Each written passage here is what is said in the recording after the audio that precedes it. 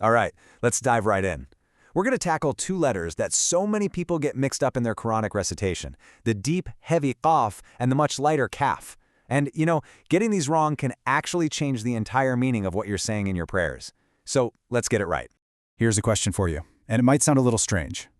Are you saying meadow when you really mean mountain? Believe it or not, just a tiny little shift in where your tongue is can completely flip the meaning of the words you use every single day. But don't worry, we're going to solve this right now, using one simple analogy that's going to make it click for you every single time. So we're going to frame this entire explainer around this one core idea, the mountain versus the meadow. Seriously, this simple picture is going to be your key to unlocking the huge difference between kaf and kaf. It'll make them not just easy to remember, but easy to actually feel. Okay, so let's map this out. Think of kaf as the mountain. To make this sound, the very back of your tongue has to rise up high like a mountain peak and touch that soft, kind of fleshy part at the back of the roof of your mouth. Now think of kaf as the meadow. For this one, your tongue stays pretty much flat, like a meadow, and it touches the hard, bony part of your palate just a little bit farther forward. See the difference? High and back versus flat and forward. So, first things first, let's climb that mountain. We're going to break down exactly how to make that deep, rich qaf sound. Now, it might feel a little strange at first, but I promise, with the right technique, you've totally got this. The location for this is absolutely crucial. The qaf sound is born way in the back of your tongue, right where it meets the soft part of the roof of your mouth. It's a deep, full sound, almost like an echo bouncing off a mountain. Just remember, this isn't a front-of-the-mouth sound at all. It all happens deep in the back. Okay, you ready? Let's try this together. First, become aware of your uvula. That little punching bag thing hanging at the back of your throat. Now, I want you to raise the very back of your tongue up to touch the soft spot right behind it. Can you feel that connection? Right there. From that exact point, make the sound. It should feel deep, elevated. Try it with me. Qa, qi, qu. That right there?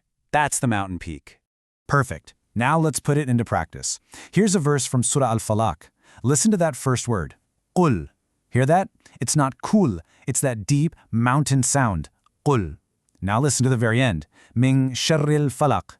Feel the back of your tongue rising up for that last sound. Try saying it with me. Min sharril falaq. Excellent. Fantastic work on the qaf. Now let's talk about the kaf. And here is the best news you'll hear all day. If you can make the mountain sound, the meadow sound is literally just one small step away. So let's cross that meadow together. So the kaf sound happens just a little bit in front of the kaf position. You're basically moving from that soft, fleshy part of your palate forward to the hard, bony roof of your mouth. This is our meadow sound. It's flat, it's simple, and it's not deep and elevated like the mountain. Ready to try it? Okay, start in that deep Q-cloth position you just mastered. Now, all you have to do is slide your tongue forward just a little bit until the middle part touches the hard roof of your mouth. Keep your tongue pretty flat and just say ka, ki, ku. Can you feel that difference? It's so much lighter, isn't it? Crisper. And it's all happening more towards the front. A perfect word for practicing this is kala. A super common mistake is to say qalla, making it that deep mountain sound. But nope, we need the flat meadow sound here. Keep your tongue down and forward. Say it with me. Kala. Let's try it again. Kala. Beautiful. All right, you've climbed the mountain, you've crossed the meadow. Now it's time for the real test, putting them right next to each other. This is where you're going to truly feel and hear that massive difference. Okay, let's put these to the test. We're going to go through these pairs. First, the mountain sound. Qul. Feel that deepness in the back. Now the meadow sound. Meliki. Notice how that light, crisp ki sound is made on the hard palate? Next up, the mountain. Qalaqa.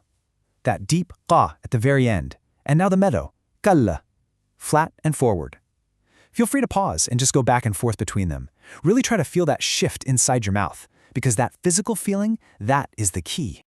So we've spent all this time distinguishing a mountain from a meadow inside our mouths. And you might be sitting there thinking, okay, but why does this tiny little detail matter so much? Well, the answer goes way beyond just getting the sounds right. Here's why this is so important. First, correct pronunciation means clarity and meaning. You're not accidentally changing words around anymore. Second, when you know you're reciting with precision, it just fosters a much deeper connection in your prayer. And from that comes this incredible confidence in your recitation. And finally, look, this is a huge fundamental step in perfecting your tajweed, the beautiful art of reciting the Quran just as it was meant to be recited. You did an absolutely amazing job today. You've really learned to feel the difference between the deep mountain of Qaf and the flat meadow of Kaf. You now have the key to pronounce them both with total confidence. So, I have a question for you. What other letters give you trouble? Let us know. You've proven you can master this one, so tell us, what two letters should face off next?